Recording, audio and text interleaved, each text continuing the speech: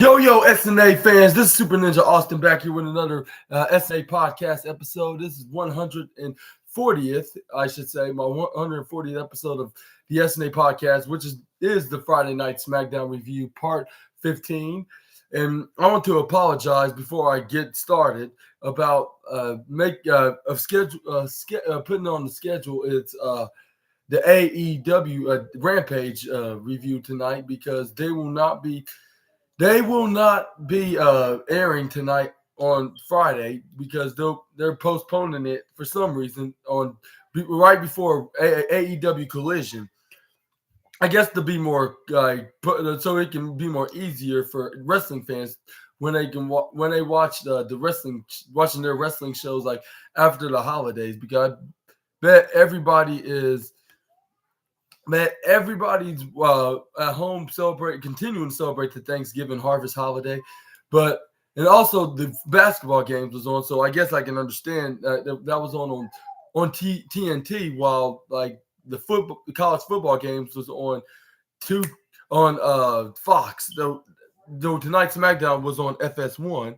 But anyways, without further ado, let's get started on talking about what went down, beginning with the babyface team with Charlotte Flair, Becky Lynch, and Shotzi and Bianca Belair came out there to make a statement and send a message to the Damage Control on what exactly they're going to do less than 24 hours from then, or if not like exactly 24 hours from then.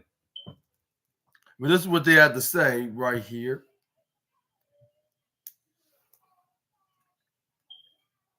And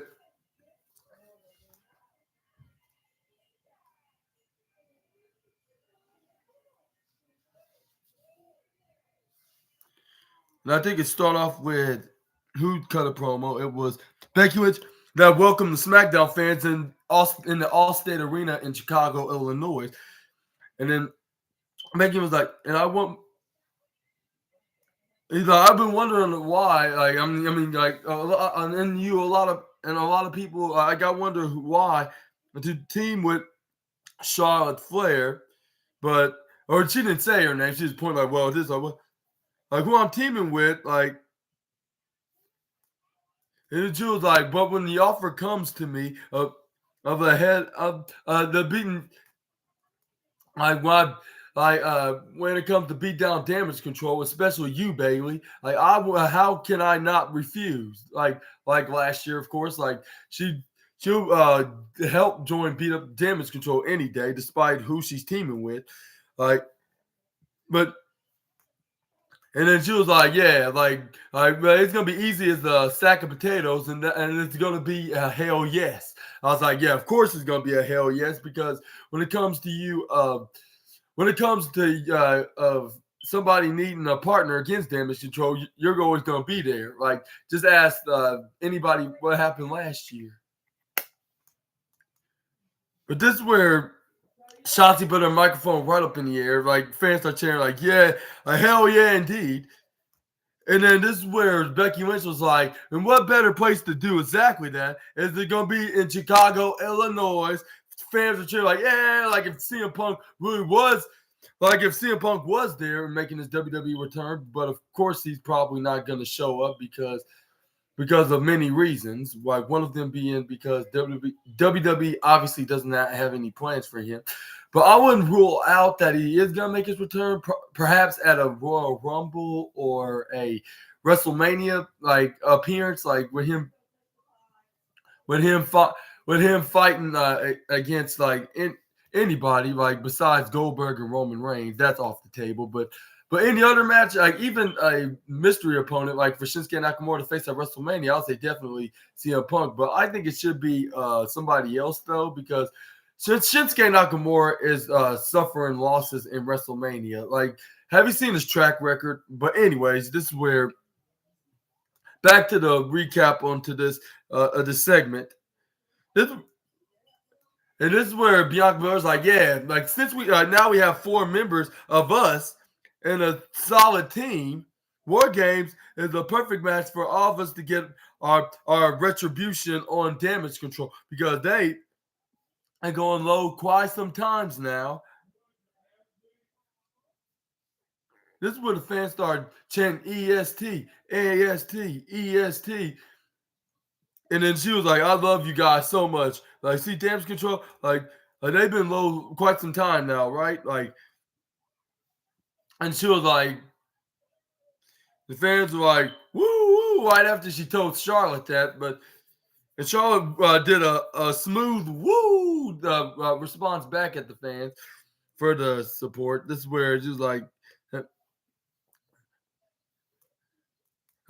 when the not just one but two cage, and there's also no disqualification, so we can use as much as weapons that we want. Like, oh, and also Damage Control. Like, we're not gonna go. Like, we're not gonna be going lower. We're going to war. I'll say, yeah, that was a very nice line from the EST. Like, I was like, she's very good on her promos. Yeah, like she may not be the greatest mic talker, but I think she's really, when it comes to her having the mic and saying something, she's prepared of saying what she needs to say. But anyways, Shotzi was like, yes, yes, yes, looking like an excited shy girl, like that's finally got out of her shell. Like came out, she was like, yes, yes, yes, yes. I've been waiting for the past few months of getting my revenge on Damage Control, and then get ready to cause some to start some carnage to them. And they're like, yeah, like she was Matt Hardy. And she was like, Damage Control, like, yeah, they humiliated me like from the past couple of months, and they beat me down and cut my hair. They thought they could break me, but what they really did is change me. Yeah, they made me stronger, unpredictable, and unbreakable. And then I cannot wait. And then I repeat, I cannot wait to refresh my friendly violent side on me, violent side onto them.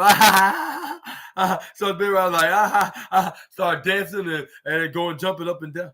And then this was Shaw first, like, yeah, I agree with Shotzi said. Like that's what's on my mind too. And then that's exactly what I'm thinking too, what she's doing.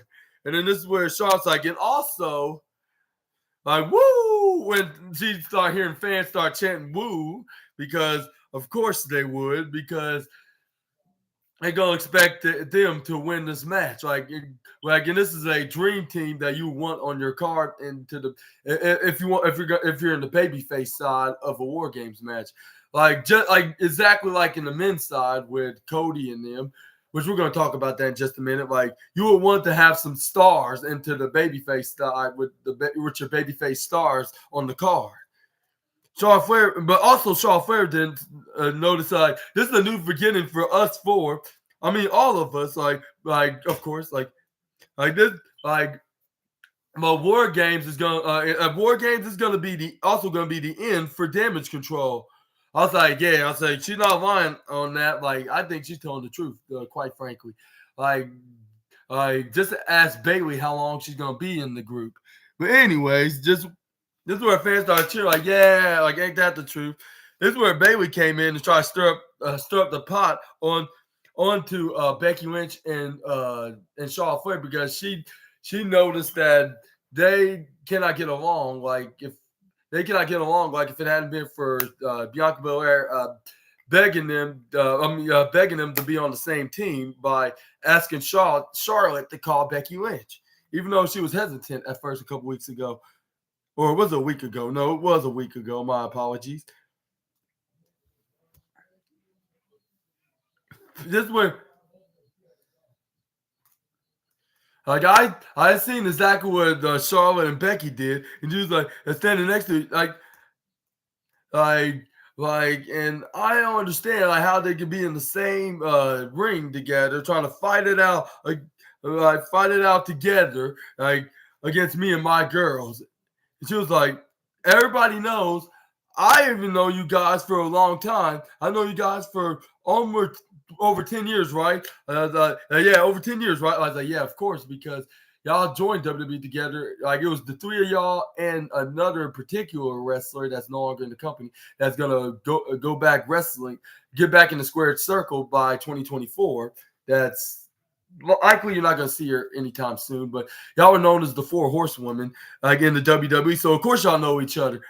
But yeah, like every time, like we all have car rides. Y'all always have. We'll say a little something about Becky, didn't you, Charlotte? Like, don't worry, I never told Becky. Like, and she was like, and you, Becky, like, don't look at me like that because I know what you said about Charlotte. And he's like, yeah, don't worry, I didn't tell Charlotte either. I was like, really? You're gonna talk about like, we're gonna reference about them saying some not so good things about each other behind their backs, like. Dude, 90% of everybody does that. Like if they have some kind of an issue with one another, but that doesn't mean you run your mouth about and reference it like right in front of their face, trying to start some trouble. Like like let them settle their differences. Like for like you said, their differences on their personal business. Like later, with them only being. With them only taking care of that and handling it for themselves and not trying to you instigating and stirring up the pot, trying to make sure they don't give them a reason why they shouldn't team together. But anyway, this is where she started stirring more pots.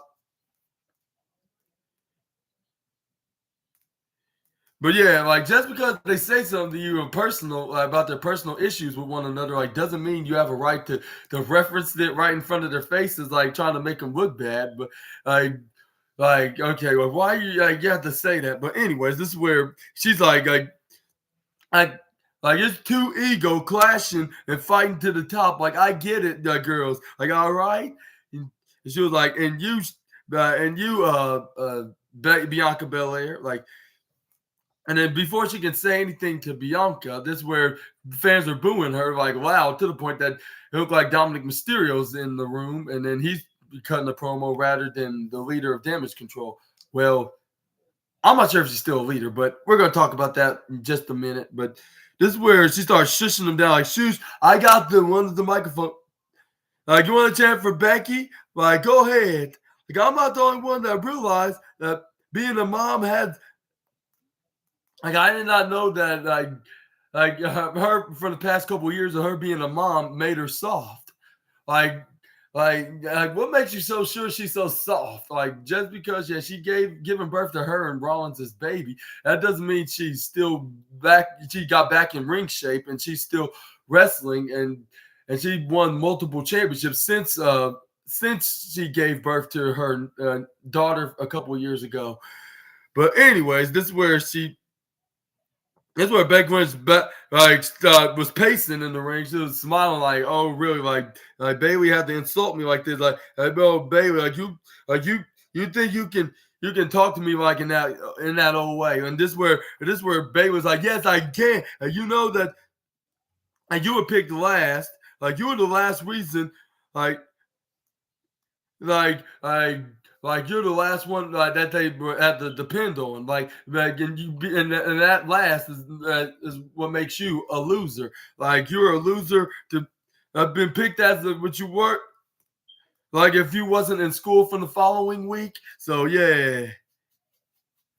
And then she was like, at War Games, like one of the most brutal matches in all times. And then she was like, and you need a total cohesive unit to be successful in the match. And we all know the only real team that can leave a War Game is Damage Control. I was like, if that was the case, you would have beat Team Bianca before, and you have something to brag about for this year's War Games.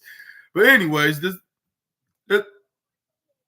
and then this is where Shaw Flair reminded Bailey the number advantages like into this segment. She was like Bailey, like you're alone, you know, like, and she was like, "Yes, I know I'm alone."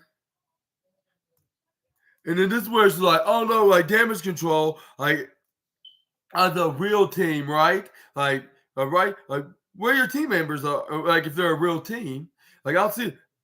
And like, where are they? Like, with Asuka? Like, is Asuka the new leader of Damage Control? That's what she was referring to when she said, like, are they, like, right here, right now, or are they with Asuka? But anyway, this is where Becky Lynch was agreeing with her on that. Like, yeah, like, where's your team if you could talk a good game on us? But anyway, this is where Becky was like, you think Charlotte and I can get along? Like, well, like, I didn't came to Chicago to talk. Like, I came here to looking for a fight, like I always do. Like, despite our in-ring or out-ring personal issues with one another, like, so we ready for tomorrow night's match. And she was like, how about like any of you two? How about two of you, two out of your little rinky-dink teams, a team with me and Charlotte tonight in a tag team match in the main event live here in Allstate Arena in Chicago, Illinois. And this is where Bayley screamed in excitement sarcastically. He's like, "Woo! I'm so excited! Like great! Like Becky, that's exactly what I wanted. Like, Becky, you big old idiot! Like, you'll see you tonight. Like, and I thought we're gonna have to wait till Warrior Games to see this. But it's gonna happen tonight. I thought it was going to happen at War Game, but it's going to happen tonight. But this is where she walks out of there, and this is where we do get this tag team match. And it turns out it's going to be Asuka and her against. It will be Asuka and her against Becky and Charlotte. And who do you think was going to win that match in the main event? Y'all let me know down in the comments below on what y'all's thoughts about that. We're going to move on to the next slide, which there were some hype advertisements that it was Randy Orton, by the way. Like, because like, how can you not like know it's him if with Cody Rhodes referencing him that he has a friend that he has a legacy with, and he's the apex predator, and you're not only hearing voices in your head. And they even showed on the screen that it's confirmed that it is a 5-on-5 men's Survivor Series match with Team Cody, with his team with Seth freaking Rollins, main event Jey Uso, and Sami Zayn and Randy Orton taking on the team of the Judgment Days, Damian Priest, JD McDonough, Finn Balor, and Dominic Mysterio and Drew McIntyre. But anyways, we're gonna.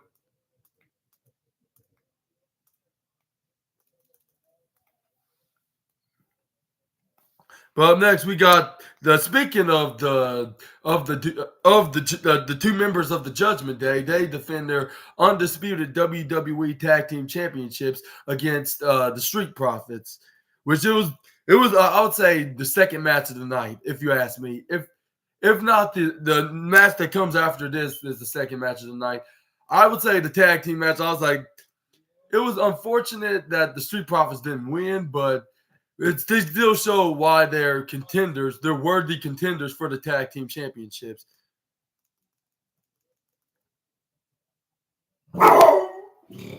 Samson, shh. Shut up. Samson, hush. But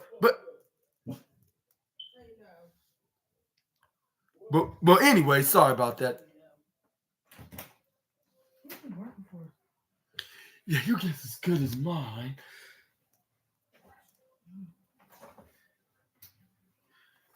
But anyway, this is where Bayley was like, okay, what's team's gonna face Team Bianca's team of her choosing tonight's tag team match in the main event? Like, it's gonna be you, Asuka, and you, Kairi Sane, the Kabuki Warriors, or it could be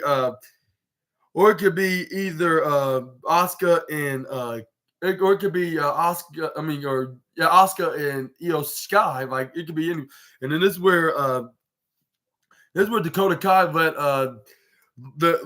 Bayley know that they already discussed this. Like, and then and it's gonna be her and Asuka gonna team tonight against two of the members of Team Bianca on the main event. And he was like, okay, like I'll be fine. Like, I don't mind. This is where Asuka did a sneaky smile, saying like, yeah, nobody, they're not ready for both of us. Which I was like, if I didn't know better, I would say they would probably gonna have some the plan on for her to be kicked out of the group tonight. But then again, I believe they won't kick her out of her own group until after the War Games match. Like, just saying, like, whether either if they win or if Team Bianca wins, I can just tell that they're getting ready to boot her out like very soon. Because like she's not sure about this new version of damage control, and every time she tries to join into the conversation, it's like they don't even want her in the conversation. But anyways, we do get the match with Street Profits taking on the Judgment Day. We'll start off with Angelo Dawkins and Finn Balor. He puts Finn Balor in his corner, tags in his tag team Montez, do a double team maneuver with Montez Ford hitting the drop kick right on the Finn Balor. Like, this is where he started doing this wiggling arms dance, like, onto Damian Priest taunt. Like, this is where he tags in Angelo Dawkins. This is where they hit a double flapjack right onto Finn Balor. This is where Angelo Dawkins go for a cover, but Finn Balor kicks out at a 1 even count. This is where he lays Finn Balor right onto the left corner ropes. This is where he starts twisting the arm, bending it right onto the arms like this, wedging into the top middle rope. This is where Montez Ford hits a stomp right onto the leg. This is where Irish whips Finn Balor right through the left ropes, right from the left ropes into the right corner ropes. This is where Damian Priest tried to go for a super kick, but Montez Ford kicks out of the way. This is where he kicked him right in the midsection. This is where Montez Ford do a step up a forward kick right into the face of Priest. This is where he hits a step up into gear, which Damian Priest landed right onto the bottom, right to the item to the bottom ropes. This is where he does the crotch chops. Like, yeah, like you weren't expecting that, Damian Priest. Like weren't you? This is where Priest was like I should have known that he was gonna be this challenging tonight. Like, this is where he tried to go for a clothesline, which that was probably not a smart move from the Punisher of the Judgment Day. Montez Ford ducks out of the way. This is where he hang on to the ropes. This is where he clotheslined him out of there. This is where Montez Ford was like yeah, like this is where he was like perfect. Like, I can hit this move right here. This is where he runs right through the bottom rope. Try to go for diving over the top rope onto the top corner of the ringside area. But this is where Finn Balor goes out of nowhere and tries to intercept with a kick right into Montez midsection, which he should have did way more than that. He should have got him off guard, like out of nowhere, like with a sling blade or a buckle drop kick. But this is where Montez Ford grabs onto his leg. This is where he flips him, he puts him down and hits him with a deadly chop, like right onto Finn Balor's chest. Like he could have made Gunther envious, but I believe Gunther will probably give him a pass, and then he'll probably give him a reminder chop, a reminder warning chop on Montez the next time if he faces the Street Profits member. But yeah, this is what got Finn Balor out of the ring. This is where he hits a diving crossbody, which is the ultimate comeback move in 2023. This is where Damian Priest hits the most I'd say the most impressive Keith Lee pounced shoulder tackle that I have ever seen in sports entertainment / pro wrestling, which he made. Montez Ford flew right over Alan the announce table, and right behind Alan the announce table, like landing right under the commentators, of course, which their paperwork scripts were hanging on to there. We're hanging on to the top of Alan the announce table with Damian Priest celebrating arrogantly, like putting his hands up in the air, like all rise the Judgment Day. I'm like, can you save that until you actually win and successfully defend your championship? Like, there's no need to do that right now. But they throw him back in the ring, and this is where he tried to put him right into the corner. This is where but Montez Ford was not letting that happen. He started elbowing right to the midsection of Damian Priest. This is where he pushes him right onto the right ropes. This is where he bounced back, hits him with right hands repeatedly. This is where Damian Priest hits that what's that kick like a it's like he goes like lifts his one leg up and go for some kind of a like a thunderous super kick right onto the face of Damian Priest. This is where Montez Ford ran flat face first on the ground, looking like a rolling I'll say like a corkscrew roll version of a Ric Flair fall. This is where Damian Priest tried to go for a splash right onto Montez, but this is where he moves right out of the way, right on time, saved by the bell. This is where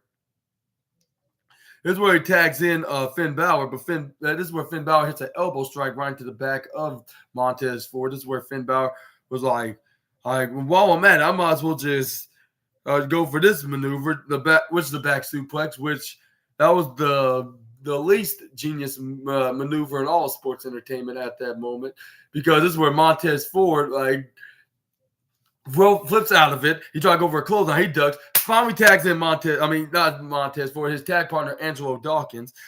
This is where Angelo Dawkins got in the ring. This is where he started hitting his comeback move. This is where he hit a back elbow, clothesline, a stroking right hand to the jaw of Damian Priest, knocking him out of his corner into the apron. This is where he lays Finn Balor right onto the left side of the ropes, having him head to the right side. This is where Finn Balor counters, puts him onto the right side. This is where Finn Balor ducks, and then this is where he tried to catch Angelo Dawkins, but he hits a spinning elbow right onto him.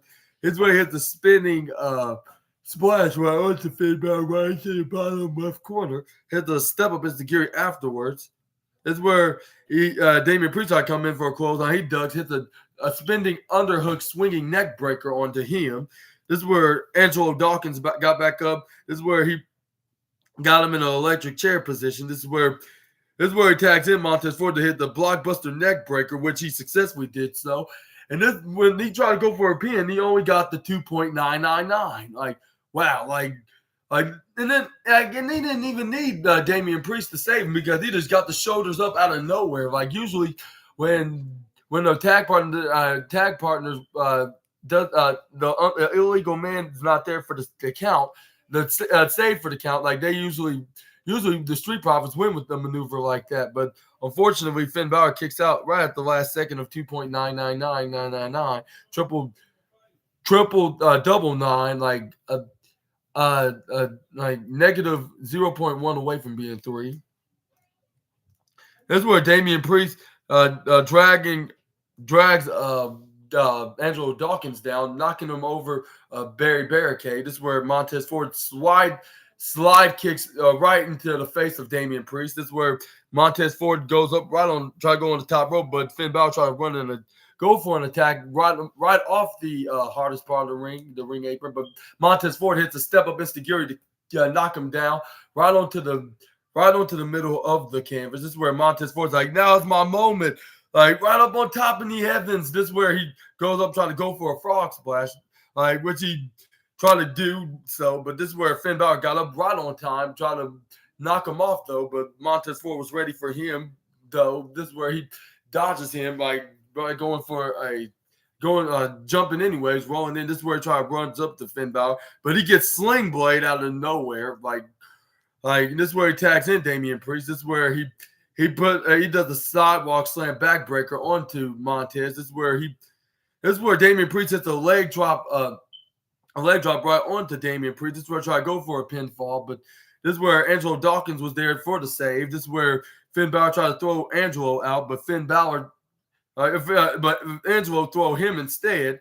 This is where Damian Priest tried to go for a stroking forearm on his own to the face of Angelo Dawkins.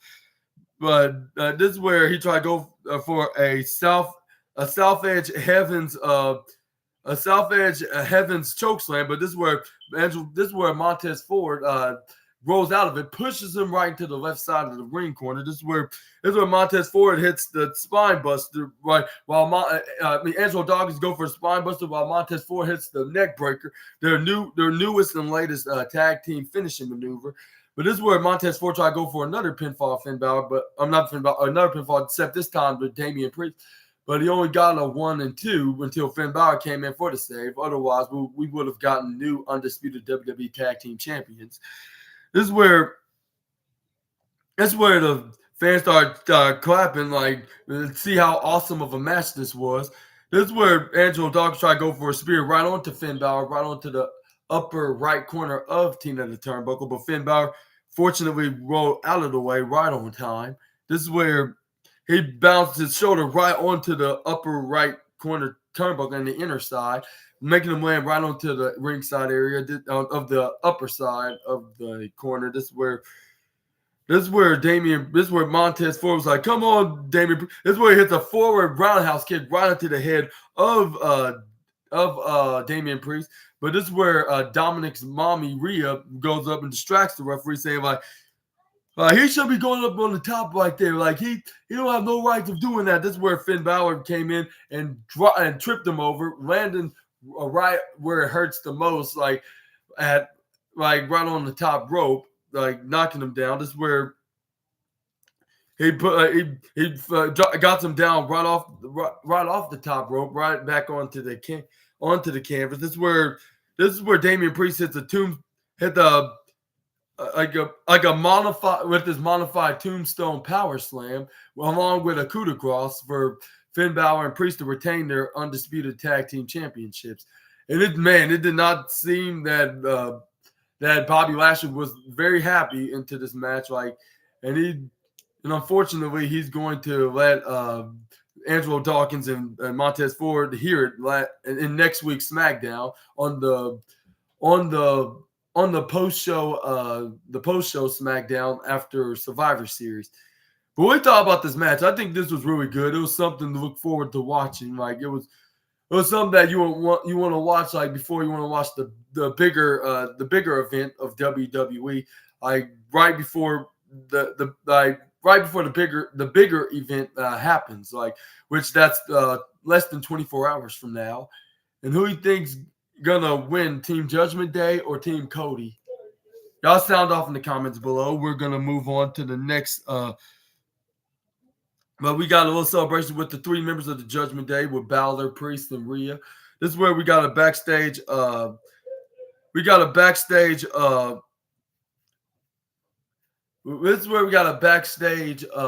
room segment with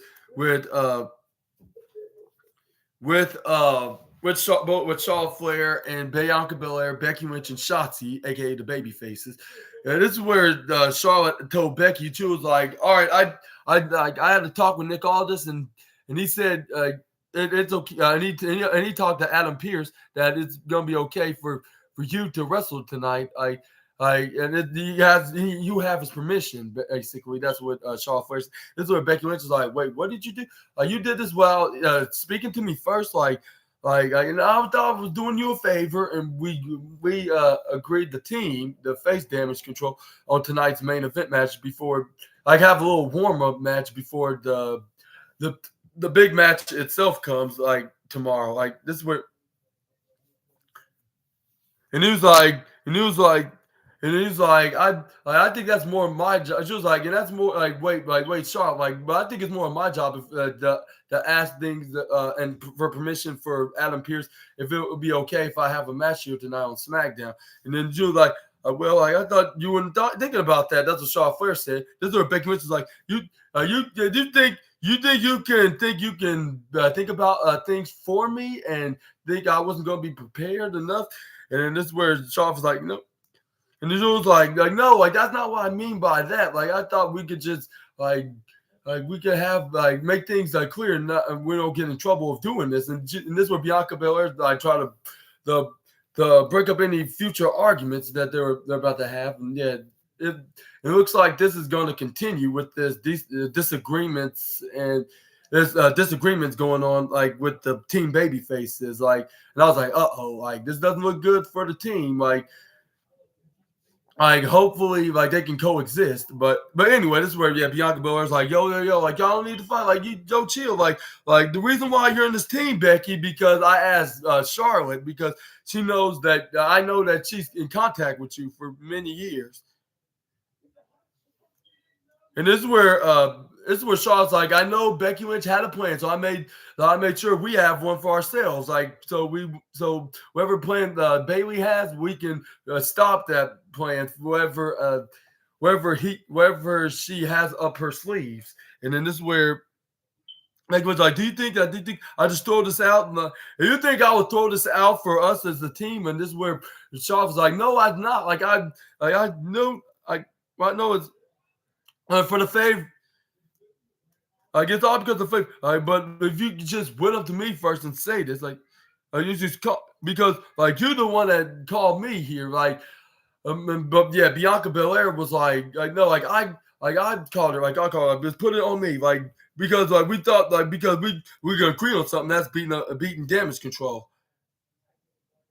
And then this is where Becky Lynch was like, yeah, like I can understand that, but I just don't need like people like doing me favors without me knowing. And then this is where she walks out of there. This is where Shaw first told Bianca Belair, like, I told you this wasn't a good idea.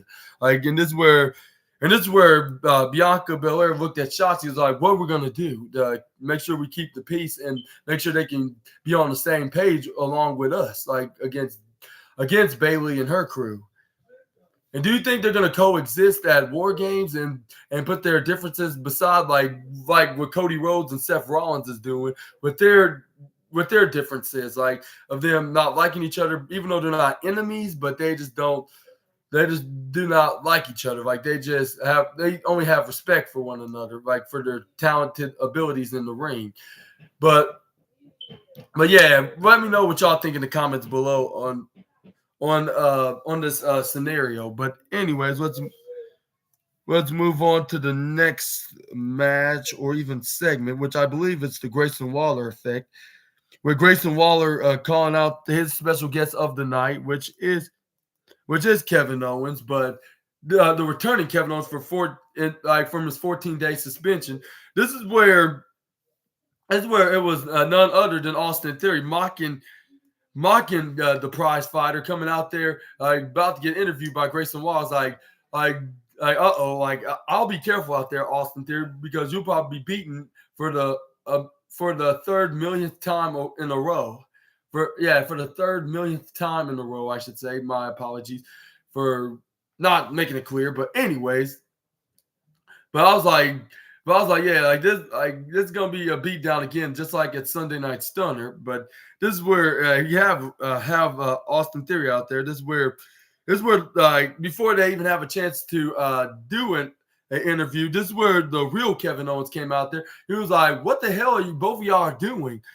Like, we're having the Grayson Waller effect show. Like, and this is where Kevin Owens was like, yeah, but what is this? Weren't you not expecting me, the actual me, come out here and be in an interview? Like, and this is where Grayson Waller was like, I know, like, this is supposed to be, this is how it's supposed to be. I invite you, but Austin Theory pretends to be you in my Grayson Waller effect show. Like, I was like, well, at least he has it honest, like, or him of planning this out that they were gonna try to humiliate the prize fighter by having Austin Theory dressed up as him. Like, but I was like, wow, this is very amazing that Grayson Waller admitted his plan of him trying to humiliate the prize fighter, like something that you don't see that much from a heel wrestler every day. But anyways, this is where Kevin Owens was like if I know this, I wouldn't even come out there. Like, what am I even doing out here? But you specifically said it's going to be me. Like, nobody other else than me. Like that's the guess. Was it I've been I'm actually the guest. I was invited to be on the Grayson Waller effect, like your show, like which he read it right on the ring apron, because it says it right onto the little Titantron screen they have installed right under the ring apron. Like, it says the Grayson Waller effect, of course. Yeah. That's why I came over here, so I can be the special guest, so we can talk, whatever you want to ask me a few questions. Like, this is where Grayson Waller did not know. Like it looked like he was did not know that he's out of his suspension because he asked. It looked like he'd been lying under a rock for the past week because he started saying like, I thought you were still suspended. Like why you're not still at home? Like this is where Kevin Owens like I already did my suspension. Like 2 weeks ago, like I got suspended because like of you two, like because I broke the little rule. Like when it comes to me, when it came to me filling in for Corey Graves at the time of being the special guest commentator, like but he. But yeah, anyway, my bad. Like this is where Kevin Owens was like, yeah, I did my suspension, but I'm back here. Like I'm all like it expired exactly today. It was a 14-day suspension. Like I was like, thank goodness it was because like it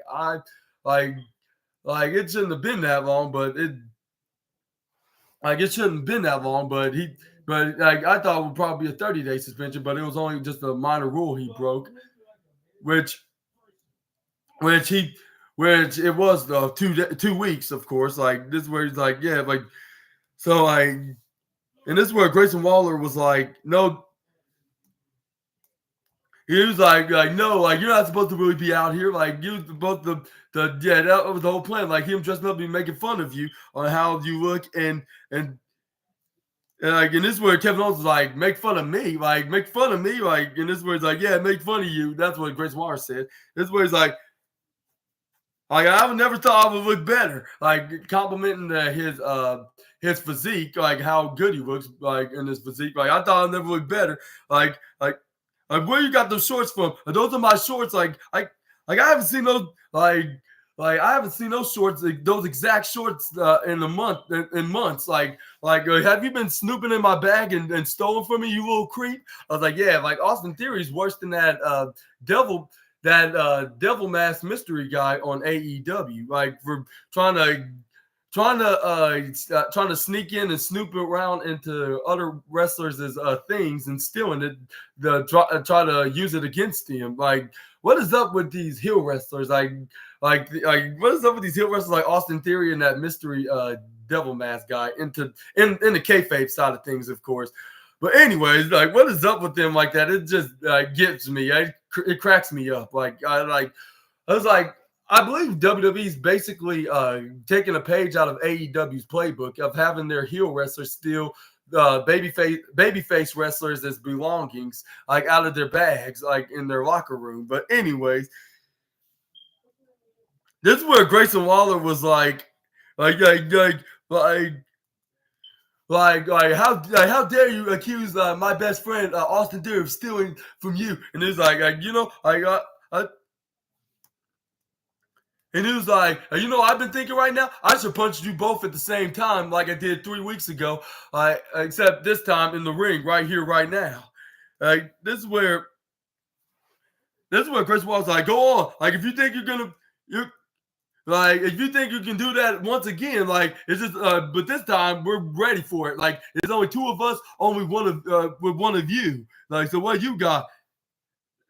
And he was like, and then this is where he was like, and if it hadn't been for you, talking your trash onto me and my boy Austin here, like on about we were lined up and you punched us at 2 men in a row. Like I would have beaten LA Knight. I was like, dude, like even if Kevin Owens was not in commentary and it was not even around whatsoever, let alone like LA Knight would have won that match. Like hands down. Like I am not the biggest LA Knight fan, but I would say I would look at it logically, like he would have won either way because he was showing that he could beat the tribal chief. But anyway, this is where Kevin Owens was like, whoa. Like, I can't believe, like, I'm the only one that does not know what works around here. Because when you mention somebody's name up about more than one time, they're eventually gonna come out. I was like, yeah, like Simon noticed that, like Kevin Owens is definitely right. Like the rules, are said, when in the wrestling rule book, it says, like if you keep bringing up your opponent's or anybody's name in that matter, like multiple times, they're gonna eventually show up and see what exactly you want from them. which that was the case right here because LA Knight came out and then that's where he did his catchphrase line to say, "Let me talk to you." The fans like, "Yeah." This is where he got in the ring.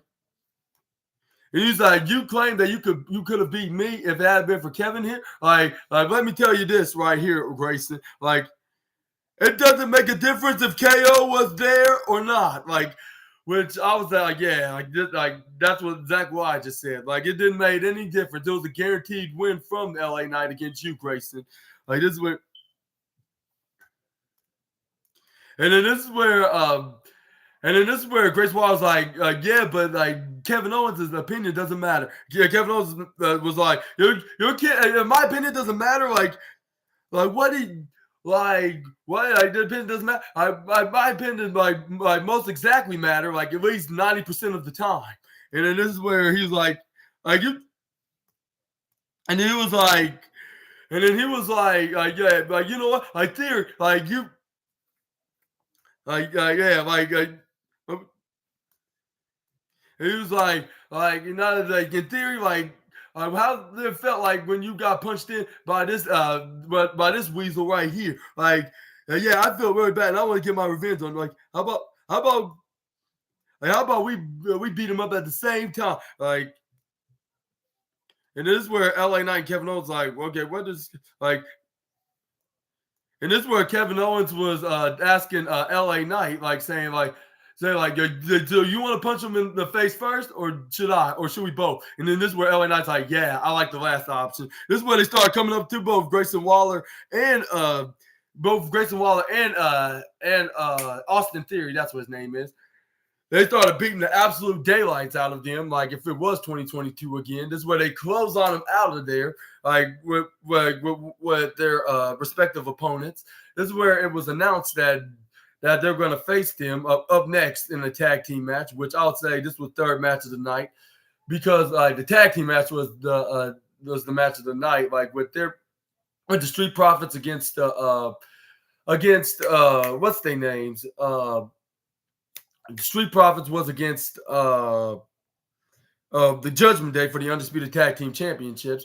And also Damage Control's Bailey and Asuka was against Charlotte Flair and Becky Lynch. Again, was the number one match of the night. This was the third match of the night. Kevin Owens and LA Knight taking on Austin Theory and Grayson Waller, which I hopefully does not too many tag team matches, perhaps.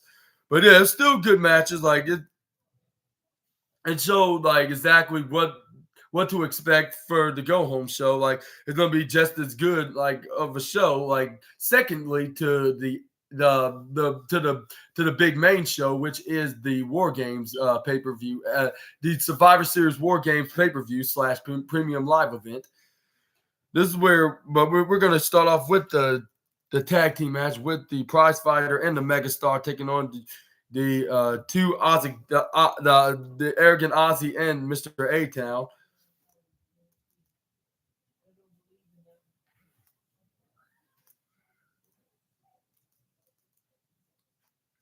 This is where we saw the recap of what LA Knight with LA Knight brawling with Solo Sikoa and Jimmy Uso, along with Cody Rhodes, teasing what's to come next for the Tribal Chief.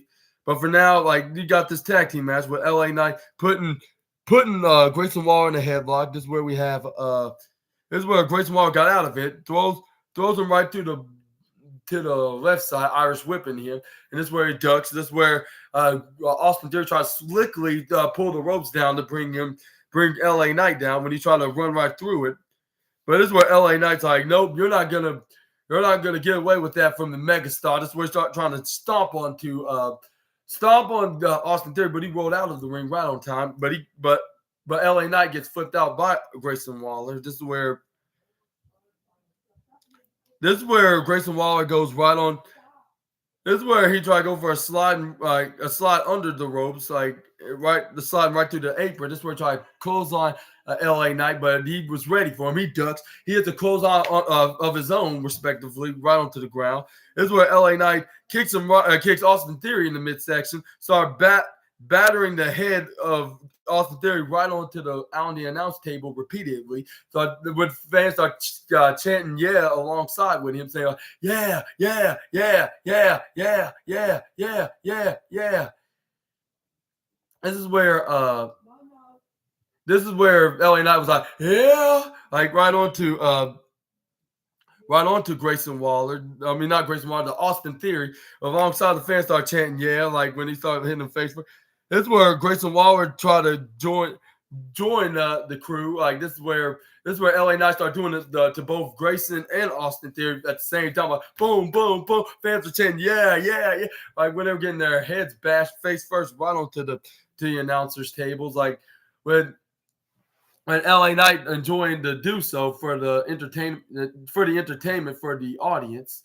And this is where like because you can easily beat both Austin Theory and Grayson Waller at the same time. Just ask Kevin Owens. It's very easy. But anyways, this is where he throws Grayson Waller back in. This is where Austin Theory tried to go for a sneak attack. But this is where he struck him with a right hand. This is where Grayson Waller hits. And it was a guaranteed because he slid back down onto the apron, like on the right side of the ringside area. Hits him with a rebound clothesline right onto the megastar, which I believe that's a signature move. This is where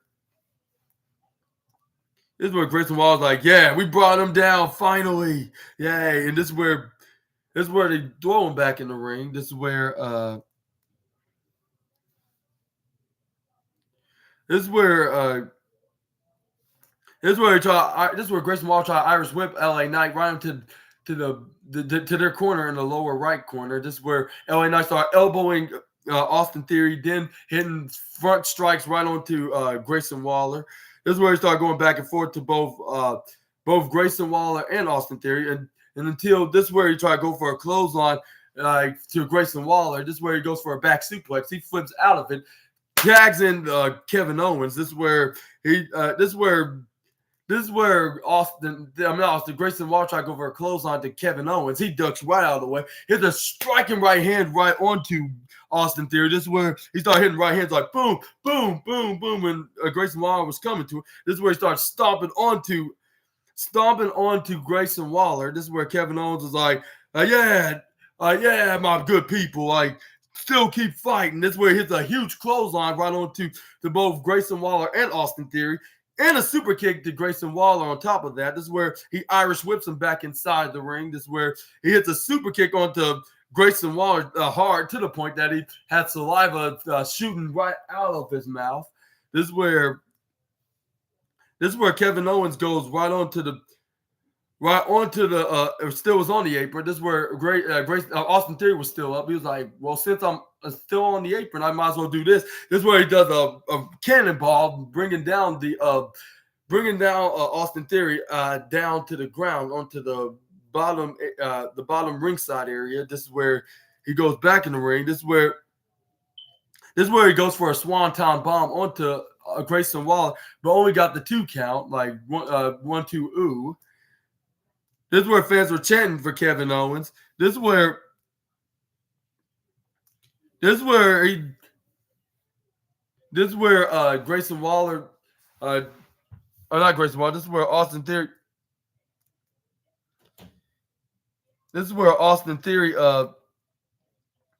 This is where Kevin Owens tried to go for a stunner to Grayson Waller, but he pushed him out of the way. He slides back onto the right corner of the ropes, gets tagged in by Austin Theory.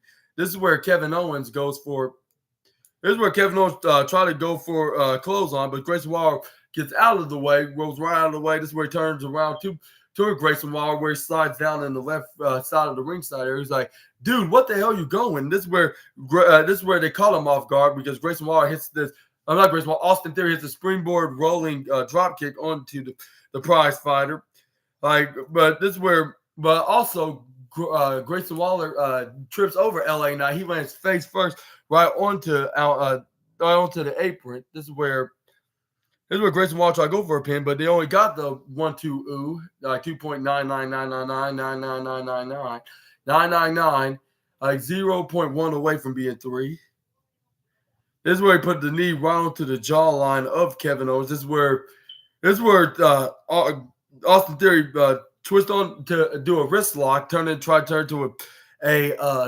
it into a Kimura lock. This is where he had him.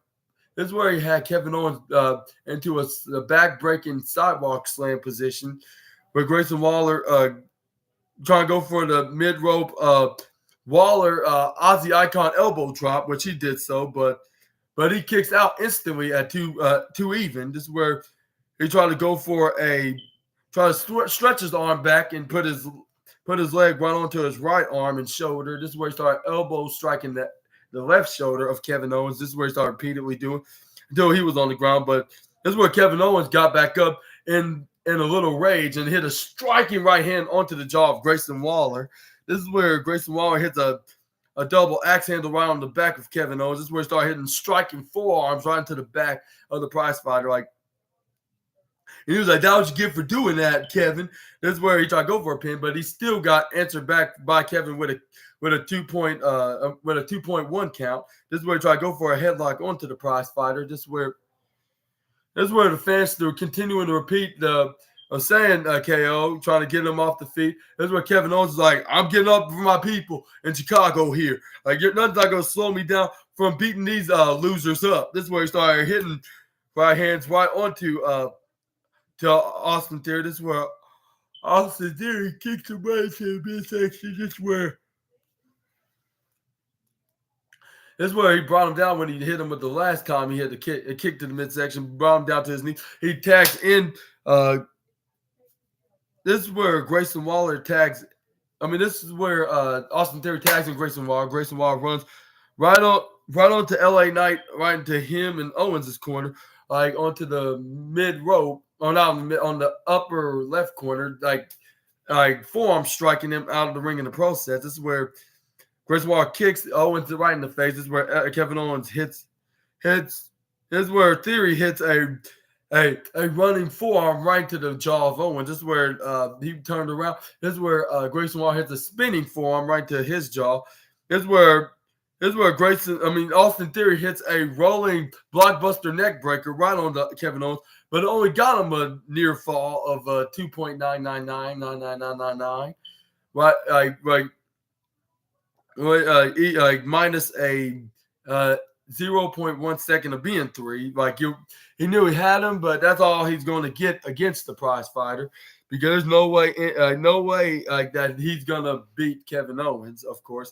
This is where Austin Theory picks up Kevin. This is where he tried to go for. This is where he tried to go for some kind of a signature maneuver, but fans started continuing to say, "You suck, you suck." And then this is where Corey Graves says the most idiotic thing in his commentary career, because this is where this is where he started claiming that the fans start saying "you suck" to Kevin Owens. I was like, "Oh, really?" As if if that was the case, how come they're cheering him on when he starts striking blows onto either Austin Theory or Grayson Waller? And plus, he's teaming with the biggest megastar in all of WWE. So what are you saying what makes you say that the crowd is turning on Kevin Owens? And that's not 100% entirely accurate. I'll say not entirely, not exact. That's not accurately true. Yeah, I should say, because they're doing the total opposite, and they're going to double do that because both him and LA Knight are teaming, and they're both the most over main evented stars in all of WWE. In this at this current time, of course. At this current time, so I would say how they're turning on Kevin Owens, when they're still instantly getting cheered. But this is where Kevin Owens hits a left elbow blow right onto the face of Austin Theory. This is where Grayson Waller tags in Austin Theory. This is where he did a sidewalk slam backbreaker onto him. This is where they try to go for a pin, but they kick out. He kicks out. This is where LA Knight was tagged in. When Kevin Owens finally got out of, I believe, was Austin Theory's grasp. This is where LA Knight was on a roll, started hitting his comeback move, like into an inverted power slam, like being the last move he hits into the comeback. This is where he started hitting some foot stomps right onto to Austin Theory, right onto the lower left corner. This is where fans start chanting, "Yeah, yeah, yeah, yeah." This is where Grayson Waller tried to go for an attack to LA Knight, but he gets flapjacked by LA Knight. This is where he landed right onto his best friend. This is where LA Knight's like, should I do it double times? Should I do two of them? Like fans like, yes, do it. We want to see it. This is where LA Knight start doing the foot stomps right onto the both midsections of Austin Theory and Grayson Waller, like doing stomping a double mud hole onto both men. This is where the fans start continuously chanting, "Yeah, yeah, yeah." He hits a knee right into the face of Grayson Waller. This is where, but the running knee strike. No, it was Austin Theory. My apologies.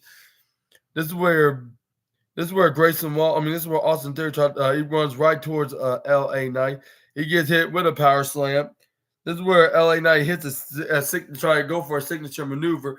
LA Knight, the people's elbow strike. But this is where he tried to go for a pin. He nearly got Austin Theory with the 1, 2, 3, but before he can even get the 3, this is where Grayson Waller came for the save for his best friend. This is where he starts stepping back. Like, no, not right now. Please, show some mercy, Mr. Knight, sir. Please, I won't probably never do it again. This is where he tries to slide back. This is where LA Knight tried to grab onto Grayson Waller through the middle ropes back inside. This is where, luckily for Grayson, he had Austin Theory behind him to grab on the LA Knight, try to go for the A-Town down. This is where Grayson Waller wasn't the only guy that had backup because when he tried to go to execute the A-Town down, this is where Kevin Owens grabs onto LA Knight, bringing him down onto the lower right corner. This is where he put him right on the side. This is where both of them push Austin Theory right onto Grayson Waller. Kevin Owens hits a stunner right onto Waller, while LA Knight hits the blood force trauma right on the Theory for the 1, 2, 3. And they were the winners of the night, which they should be, because they're the top 2 most over stars in WWE right now. And 2, it would make sense, like, with them, like, to continue this feud until LA Knight gets back in the title picture with Roman Reigns. But I'm not sure they'll continue this feud. This is just a favor from LA Knight because they mentioned his name, like, because he beaten Grayson Waller a couple of weeks ago when Kevin Owens was filling in for Corey Graves. But yeah, they did a little celebration. They beat the 2 arrogant duo into this tag team match. This is where Becky Lynch was very heated right now because what Charlotte did without her consent. She started pacing back and forth. Like, okay, like, I cannot wait to beat down, to make a statement for anybody to cross me. This is where Bianca Belair's like, all right, I understand, like, I know you're doing this because of me, like that's what it should be. That's what Becky Lynch like, but like, I know you're gonna not agree with me on this or be a fan of me, like, for saying this after you hear this from me. But I believe Charlotte was right. And then this is where Becky Lynch like, what you said right there? Like, she was not trying to be smart, but now like I wasn't around with y'all falling out of y'all's disagreements. But I'll say what y'all need to do here is see what happened. But you need to show up and help us. So I need you to put all this on the side with Charlotte. And now look, it was one point in time, man. Like, nobody thought we'd see us put our differences to the side. Like when we were in a big heated rivalry back 2 years, heated in the most heated rivalry in from the past 2 years when we were fighting for both the SmackDown, then the Raw Tag Team Championship. Right after at the beginning of last year. So look at us now, like we coexist. Like, hey girl, like Like, can you do the same for Charlotte? Like, now, at War Games, if we want to walk at War Games, like, I'm going to need you to be both together, and I'm going to need you to be on the same page tonight. And then this is where Becky Lynch is like, aren't you forgetting that I am the hothead right now? It's like you're asking me, it's like if you could tell me that to be something that I'm not, but I'm not. Like, I got to be myself. I had to be fight. Like, I need to fight out there. I'm cool. Like, I'm cool right now. I'm cool. Like, this is where Bianca's like, please chill out. Don't explode. Like, I'm just telling you, like, y'all need to coexist and be on the same page for tomorrow on WWE Survivor Series War Games. Just for one. Like, I'm cool. No, I'm cool, Becky. I'm being cool as a cucumber right now. I'm be like, I was thinking, like, what is up with you and your husband? Can I coexist with two of the most two generational or second generational superstars, I should say. My apologies for with that tongue tied. Like two of the biggest second generation superstars, which Charlotte Flair and Cody Rhodes are. I was like, if Becky and Seth Rollins is asking, like, honestly, like, what is up with y'all? Cannot y'all do not like the second generation superstars. Like just saying is my opinion. Yeah, like, you don't want to take those. You don't want them to take opportunities from y'all. Well, for Seth Rollins' side of things, I think he'll be okay because he's more referring to Roman Reigns and his title, which that's the title he's been looking for to finish the story of slaying the Chief and getting the championship you always dream of holding next to his father, next to his father, of course, if the dream that comes to a reality, which I believe that's in the future, but that we're going to talk about that in just in the future from now. But anyway, we also had Carlito come out there and had some words to say to Santos Escobar about what he did and said and did to the LWO, and what he did to his boy Rey Mysterio 2 weeks ago. And we're gonna start off what he said right here, and that was what Carlito said.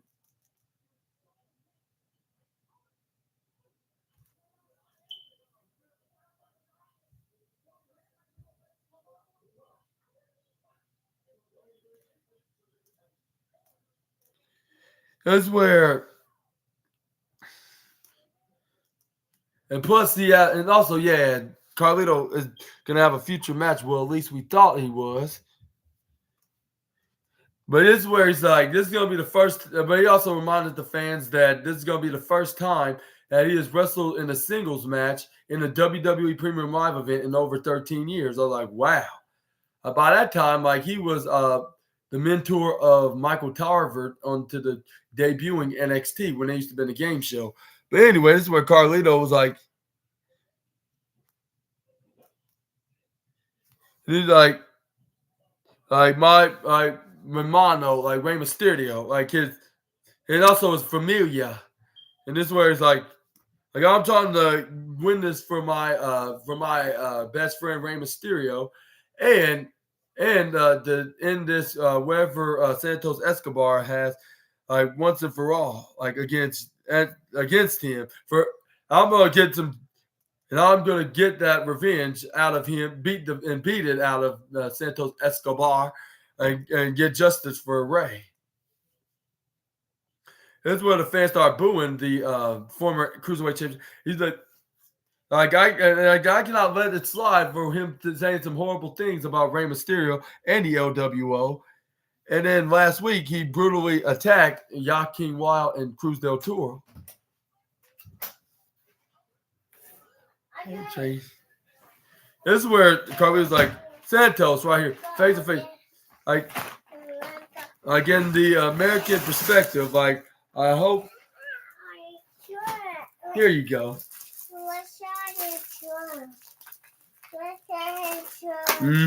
That's right. But anyways, this is where Carlito was like, Like, I'm not sure. Please forgive me, people here in Chicago. I'm gonna say this face to face in Spanish. He was like, Santos, like, yeah, like that in Spanish. Well, he was like we're saying in Spanish, like which I'm saying is that let's translate for you people that ain't not gonna get away with it, and I will make sure he's gonna get his just desserts and his taste of his own medicine. Of course, this is where Santos Escobar came out there with his music hitting like he usually do with his heel self, and this is where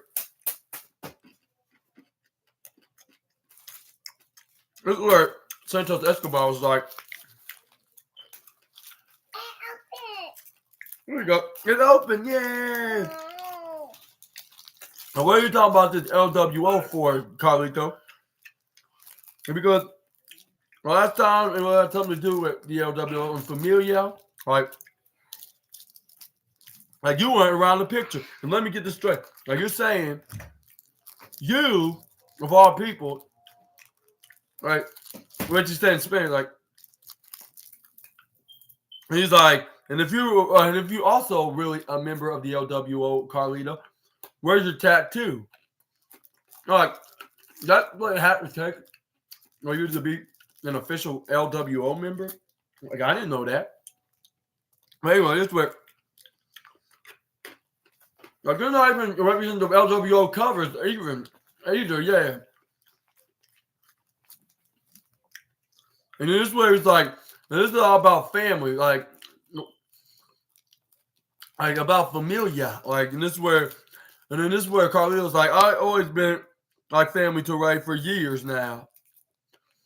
Like that's why I came back here. And Santos Escobar was like, no. He was like, no, Ray Mysterio was my family. Like he was always my family. If it hadn't been for you, Carlito, being an outsider, like accusing me of me basically being the one that cost Rey Mysterio for the United Championship, I want to be in this mess right now. Like my family, like my family, like I'll still be my family at the LWO right now. Like you the cause, Carlito, and I was like I didn't know he was the cause of the LWO falling apart. Like you're the one that attacked. You're the one who attacked him first, and Rey Mysterio, and messed up his leg as well. On top of that, but anyway, this is what. Yeah, and he also blamed why Rey Mysterio is not healthy enough to compete and injured right now because of Carlito. Blaming all the stuff that Santos Escobar caused all on Carlito, which doesn't make no sense because he was like Rey Mysterio's career is over and he'll never ever come back, and it's all because of you. Like how? Like what makes you think that if we showed up at tomorrow night's pay-per-view at Survivor Series and make his presence know that he's perfectly fine and he is cleared to compete and he wants a match against you, like Mr. Santos, but this is where Carlito came out there, spears Santos Escobar outside the ring, beating and punching the absolute daylights out of the former LWO member, running right through the barricades, right onto the ramp on the both left and right side, onto the left corner, up the ringside area, of course. Everybody throws Santos Escobar right through the barricade, and a couple of play onto the railing, of course. He will probably start beating them down, like to the ground, and you will continue to do so. And Santos Escobar Santos Escobar would have been the one that he wouldn't be competing tonight, tomorrow night. Well, no, he was saved by the bell by producers, security, referees, and the general manager himself.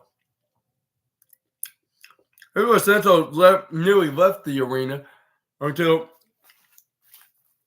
Carlito got back right onto the ringside area. This is where he got his back turned. The back turned for only for 5 seconds, and this is where Santos Escobar went right back into the arena by the near the audience, in the audience, jumping right over Barry Barricade and doing a double knees meteor right onto the back of Carlito, making sure he won't make it at tomorrow night at Survivor Series, which has been confirmed by Nick Aldis that Carlito will not be eligible enough to compete. It looks like it looks like the match is going to be canceled. Even though Nick Aldis said you don't know about the updates of him having an injury, but unfortunately he's not clear enough to compete, and he's going to postpone him. This is where Dragon Lee came out and said, how about you face me? How about me? I want to fight. Excuse me.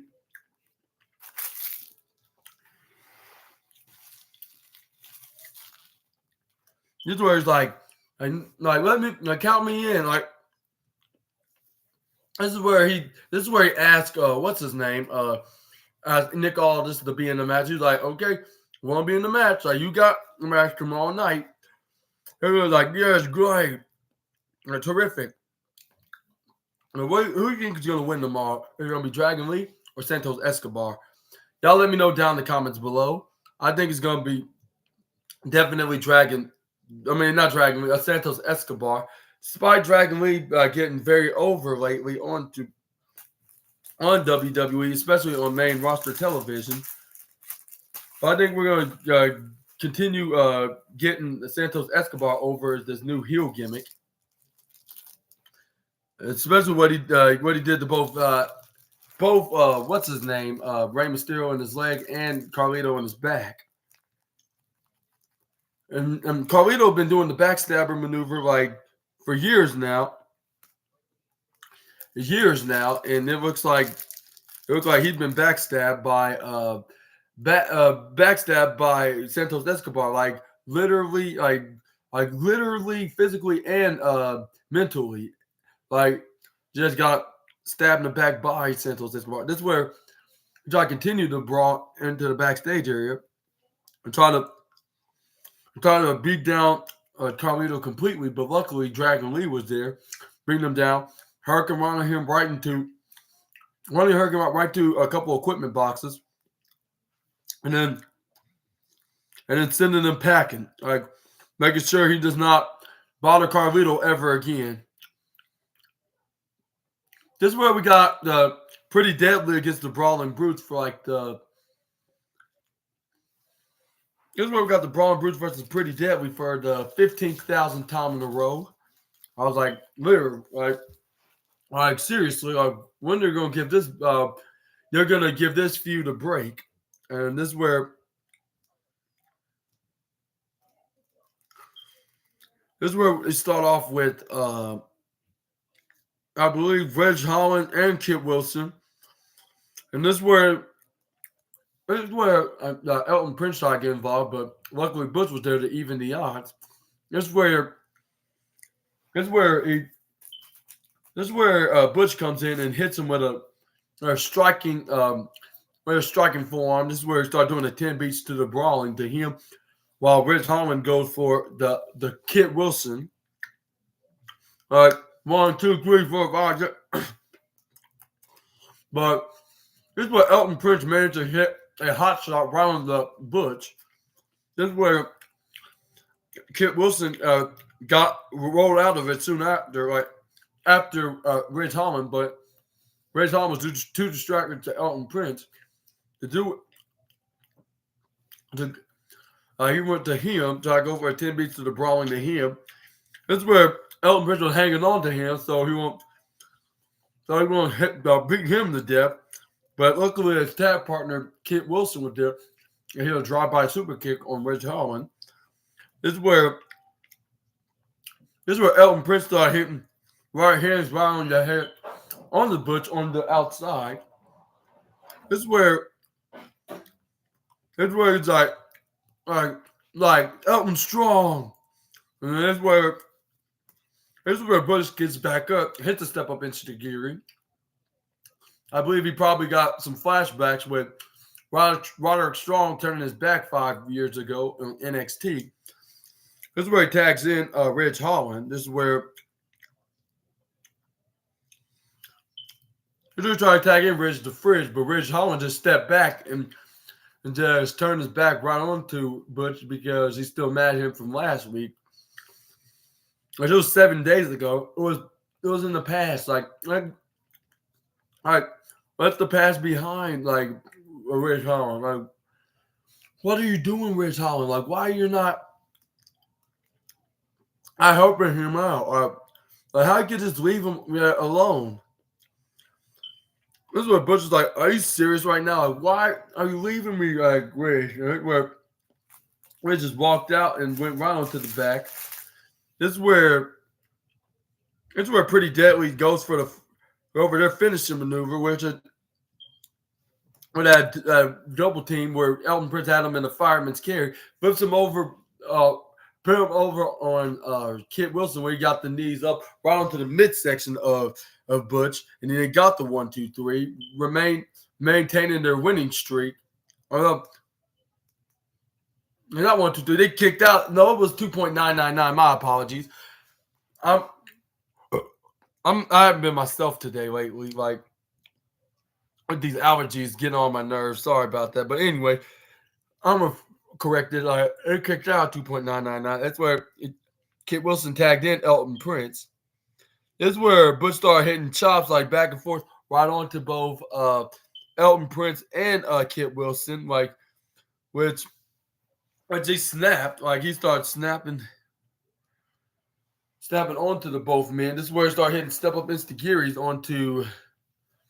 onto both Kit Wilson and Elton Prince, and stomp on the hands of Kit Wilson, and then frontward roundhouse kick, start bending the fingers of Elton Prince. This is where he bends the finger. This is where referee. I mean, this is not referee. I mean, this is where Michael Cole's like, oh, like he's about to have a broken finger in a minute. And this is where Corey Graves was being his exaggerable self, or dramatic self, I should say. He's like, oh, he looks like he's about to go back into the wheelchair again. That's where Michael Cole I said in a smart ass tone, like saying, like, for over a broken finger, like. I was like, yeah, Zach, like that's almost worse than Roderick Strong having his neck, wearing a neck brace, and he claims he can't walk, and he needs to be on a wheelchair. Like, that's very crazy and weird. Like what is up with you wrestlers, like, eating wheelchairs when you don't need them, when those are actually for your legs, like when you can't walk.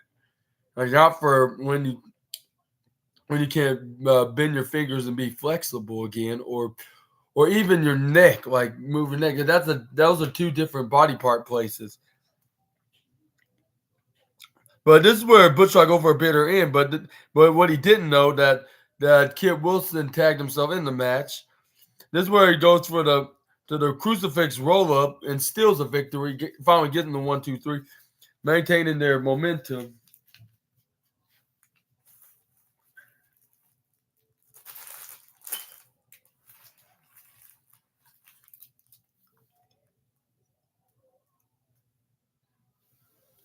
But this is where we got Shotzi got a backstage segment where Charlotte Flair, where she was like, look, I felt when everybody was whispering, like looking at me like a complete weirdo. But I remember you said to me when you very first saw me for the first time, and Sean was like, "Yeah, yes, ma'am, you look absolutely beautiful. Like you."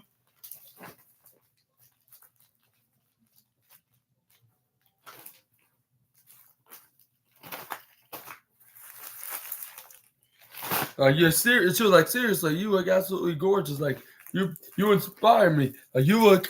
So I don't know what the whole meaning about it. Just say, I just don't do that, Shotzi. This is where Shotzi's like, from you saying that to me, like I was at my lowest at the time. Like you, and that inspired me. That's what he said. Like that inspired me. And I'm not saying not to forget what happened between you and Becky. I'm sure Becky is hurt from the past as just as you are. You just think that like a few words could change things, just like it did for me. This is where she walked out of. This is where she walked out of her locker room. This is where Shaw Flair was real like saying like, perhaps, yeah, perhaps she has a point there. That's what she was thinking like, and it looks like they did forget about everything what happened earlier and what's been talked about and for what she mistakenly did because they got into the ring. They finally did have their match. Like, when we do finally get a match, it's the main event of the show. This is where Judgment Day. This is where the Judgment Day came in and sent a message like to the to the to the. This is where the Judgment Day sends a message to Team Cody Rhodes. This is where Co- This is where this is where Cody this is where Damian Priest is like if it's not us us like taking you out. I mean if it's not your best friend taking you out again and turn his back on you, it's gonna be the Judgment Day. Make sure you have another comeback in mind. And they start doing an evil laugh like ha ha ha ha ha ha ha. This is where Shaw Flair was ready, like putting her robe on. This is where Becky and Charlotte was looking at each other. They're saying to each other like, "Are you good?" Like, and this is where Becky Lynch was like, "I'm good," and then Becky asked Charlotte like, "Are you good?" She's like, "I'm good too." And they like to put everything to the side because this is where they start entering the ring. This is where they start wrestling in the ring right here now. Like this is where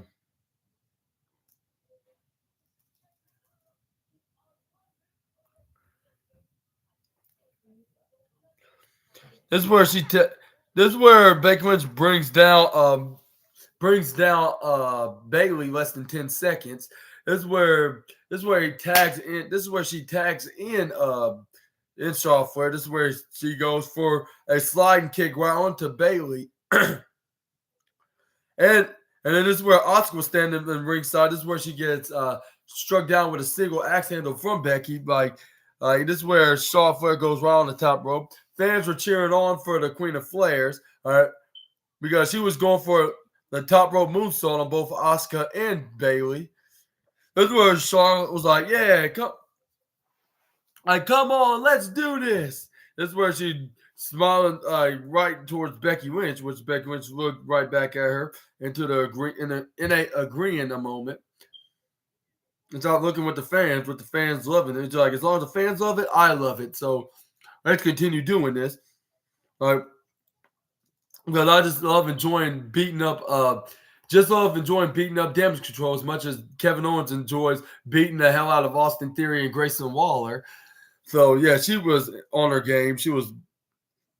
And this is where Becky Lynch was brought Bailey back in the ring. This is where she started hitting more strikes until Bailey counters one of them. This is where she got her in a headlock, but Becky Lynch was still managing to roll out of it. Started hitting Bailey right into the midsection. This is where Bailey spine buster Becky right onto her corner with Asuka in the lower right corner. This is where Asuka started to start stomping onto the head of Becky. This is where she started squeezing her head like with her foot, like right onto her neck, like squeezing, trying to squeeze the dear life out of the man. This is where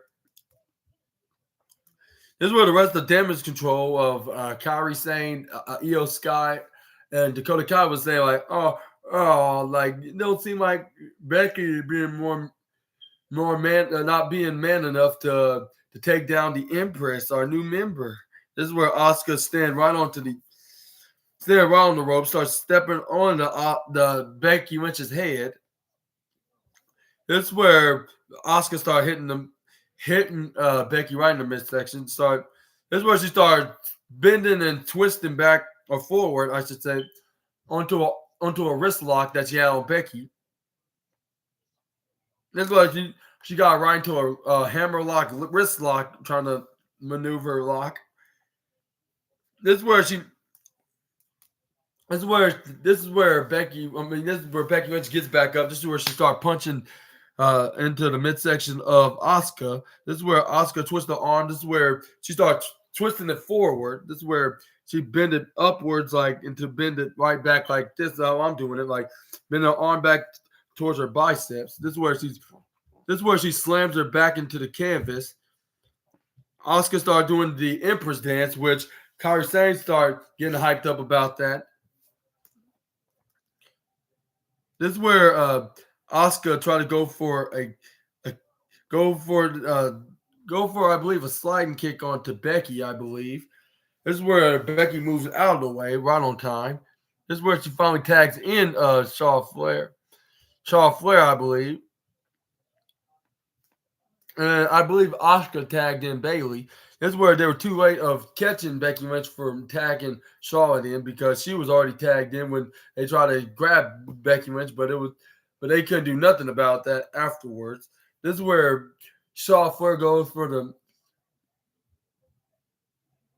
most comeback move in all of sports entertainment / pro wrestling in 23, and that was the crossbody. This is where Charlotte Flair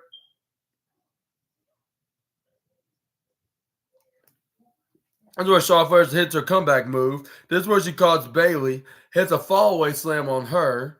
This is where she tries to go for a pinfall, but she only got a 2-point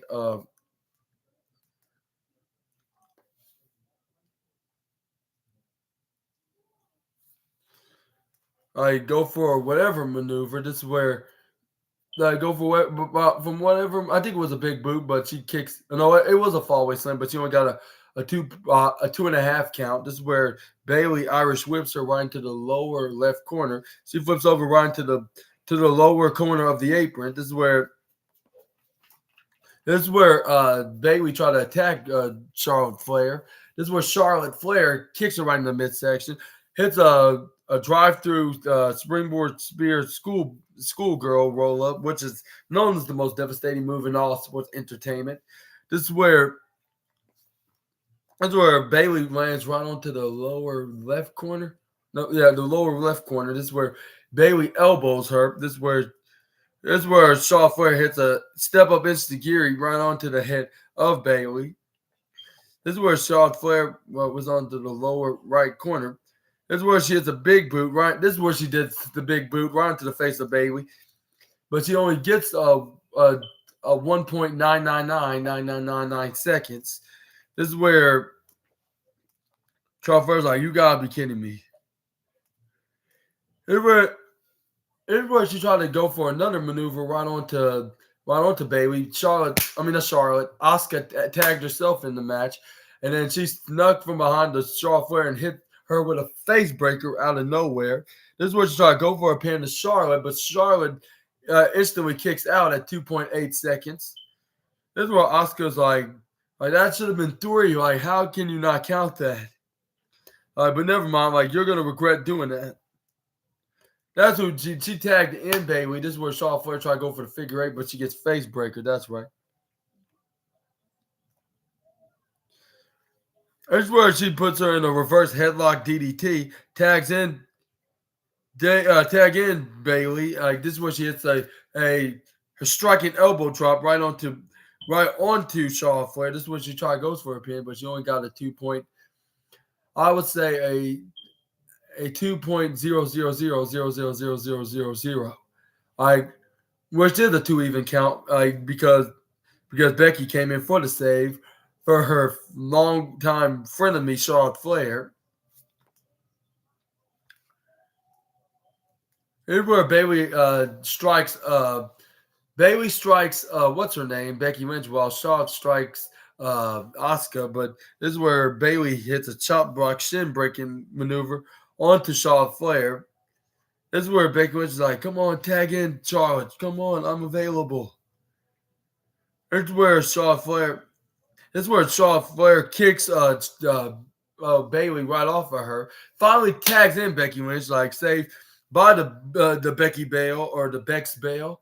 This is where Becky was starting hitting clotheslines and some right strike heels drop kicks. This is where Becky Lynch was like, "I am the man. I am the man." And this is where she hits a flying striking forearm right to the face of Bailey. This is where Asuka tried to go for a running hip attack, but I believe she probably doesn't care who she's hitting a hip attack with. First, she was trying to do it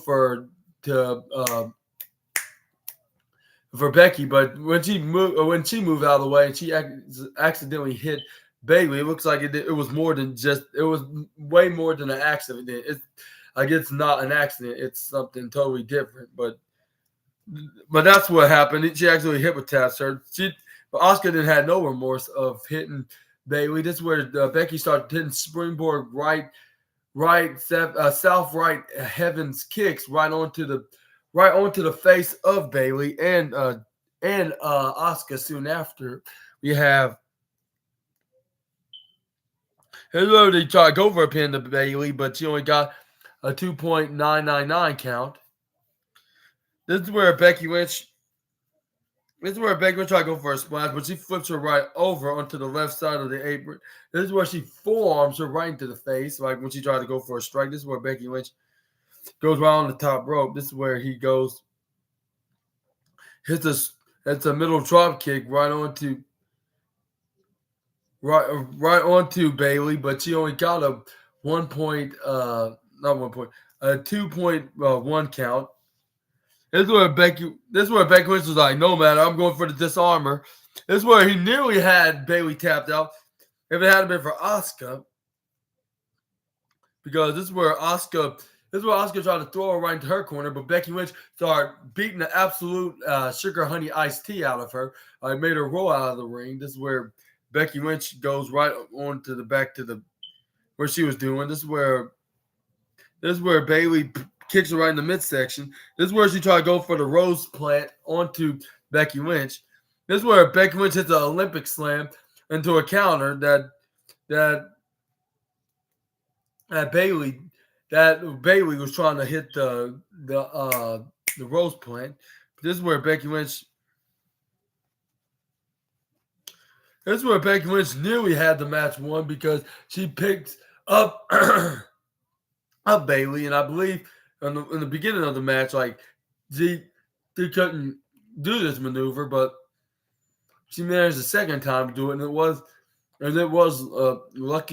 luckily fortunate for Becky Lynch to get a guaranteed manhandle slam hit right on Bailey. That would have happened if it hadn't been for Charlotte Flair accidentally knocking over Asuka right onto Becky Lynch. When the referee counted 1 and the referee counted 2, and she accidentally ran Asuka right into Becky, like when she tried to go for a spear, like right on top of them. This is where Becky Lynch was like, "Why? How could you do this? Like, this was our moment. This is our win. It's my win." This is where Charlotte Flair was like,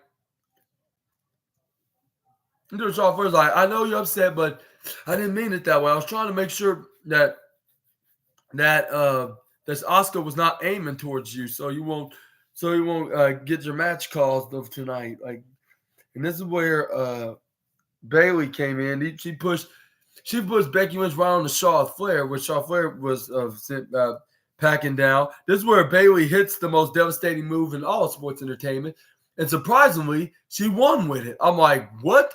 Like, yeah, it's very rare nowadays you would see a Bailey rarely catching victories like this, but this one is like the biggest and rarest that she has received yet. Like, because I haven't seen her win any matches like in like probably right after when Io Sky won the women's championship. But yeah, but the point is Bailey, she haven't been champion for over 3 years, and also she haven't been much of a star since then of losing their championship that she held the longest reign of. But yeah, this is where she got the rarest and the biggest victory. I guess congratulations to Damage Control. And I wonder what the people voted for tomorrow on Survivor Series War Games on who's going to get the advantage. But who's going to be Team Bianca or going to be Team Damage Control? Sound off in the comments below. But also we also see Becky Lynch and Charlotte Flair arguing like on how they were interfering in each other's way, like in the match, like and they were the cost of the match. And this is where Shotzi and Bianca Belair's like, come on, calm down, like no, like don't blame each other, like this is what Damage Control wants, like y'all did y'all's best, like yo, like we can get them at tomorrow night. And she was like, yeah, we're on tonight, like, but yeah, she can take this blood and she can shove it where it don't shine. That's what she was showing the blood on her mouth that when she was bleeding because but she was revealingly bleeding right out of her mouth. But yeah, that was tonight. This is where she walked out of the arena on Friday Night SmackDown. SmackDown ended in a very mysterious way, I guess you could say. Like, but what do you thought about tonight's SmackDown? By the way, my good viewers, y'all let me know in the comments down below. And yeah, that was the rest. This was my SmackDown review on the episode 140 edition of the SNA podcast. And this is part 15 of the review. We're going to be doing part 15 of the AEW Rampage, along with Collision and WWE Survivor Series War Games, which that's going to be in another another video that we're going to be doing. But yeah, and as much as I do not want to do this, but it looks like I'm going to have to skip tomorrow's wrestling news in order to me to get stuff ready for get stuff ready for tomorrow, to get stuff ready for tomorrow for the shows and the pay-per-view, which I'm gonna be doing the AEW Dynamite, Rampage and Collision video review this tomorrow evening, like as soon after Survivor Series War Games goes off the air, and also I'm gonna talk about what's gonna go down on WWE Survivor Series War Games. Make sure y'all check that out, and also hopefully you guys enjoyed this video, and if you did, please leave a thumbs up, comment below, subscribe, click the bell notification so you can be notified when I upload my next video. And next up, that now will be tomorrow's video. I thought, my apologies if you see it on my schedule. I need to fix it. I'm gonna fix it as soon as after I get done making this video. But in the meantime, I'm gonna say, not in the meantime. I'm gonna do that as soon as not in the meantime. Like I'm gonna be doing that in the meantime after I get done doing this video. And I would say I'll give tonight's SmackDown a 3.5 star out of 5 for being so averagely good and great. Like, and see what's next. We're gonna what to expect and what to watch onto the next match, right? Not the next match, the next show, which is Survivor Series War Games, with the women's War Games and the men's War Games, like 4-on-4, 5-on-5, and and even I'll say the Women's World Championship, Rhea Ripley going to defend her championship against Zoe Stark, while Gunther will defend his Intercontinental Championship against The Miz as well. But yeah, make sure you watch it at the afternoon. And yeah, I've been your host, Super Ninja Austin. This was the 134th episode of the SNA podcast. And yeah, please share all over social media so we can grow more channels. I appreciate the latest viewers I have, like Michael Vasquez and Tanner, for liking this video and subscribe, or not like reviewing videos like this one you just watched. And I appreciate the thumbs up again for you, Tanner, for to watch and subscribe my SNA podcast video. And I hope I'll see you tomorrow as well, and when I make my wrestling review videos. But in the meantime, Super Ninja Austin, the assassin, is out. Bye-bye, my SNA fans. Hopefully y'all have a great Friday night, a Black Friday night, I should say, even though I believe the Black Friday sales are over until Monday when it's Cyber Monday. But yeah. But the point is, bye. Yeah, bye, SNA fans. See you guys tomorrow night when I review AEW Rampage and AEW and WWE Survivor Series War Games. But yeah, good night, everybody.